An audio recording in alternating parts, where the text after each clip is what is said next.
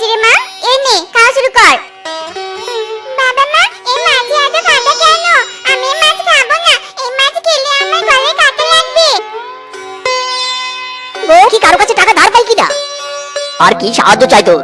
মামা, আমার মেয়েটা চিংড়ি মাছ খাওয়ার জন্য খুবই বায়না ধরেছে, কিন্তু চিংড়ি কেনার মতো কোনো টাকা আমার কাছে নেই। দয়া করে কিছু টাকা ধার দাও তো।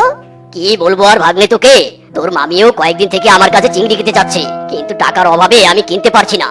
তার মানে তোমার কাছেও টাকা নেই? কিছু টাকা ধার দাও তো, ছোট মেয়েটার জন্য চিংড়ি কিনবো। কি যে বলিস মিসকে, টাকা চাওয়ার আর পশু পেলি না?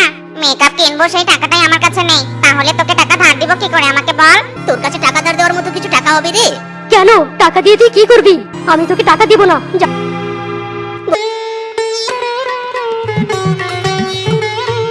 সেই থেকে জাল ফেলছি, চিংড়ি তো দূরে থাক, একটা অন্য কোনো মাছও পেলাম না। বউ, সব চেষ্টাই তো বৃথা হচ্ছে, এবার কি করব বলো তো? চিন্তা করো না স্বামী।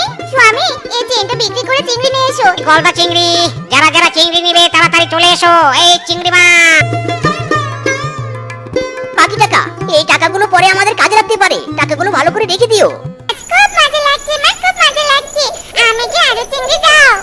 নে নে, তোর জন্যই তো এনেছে মা। এটা ধরে। হায় হায়, এই আমি কি দেখছি? পেটে তো ভর্তি ডিম। স্বামী, হ্যাঁ স্বামী, দেখে যাও দেখে। দিদি, তাই তো।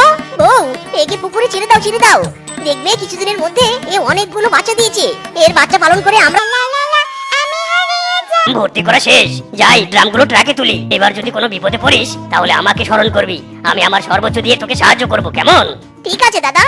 একের চিংড়ি বিক্রির পুরো 1 লাখ। কি কথা রে ভাগ্নে, বল। মানেটা শোনো তাহলে। তাই বলি কি মামা, কেউ সাহায্যের হাত পাতলে তাকে সাহায্য করা উচিত, কেউ বিপদে না পড়লে এমনি এমনি সাহায্য চায় না।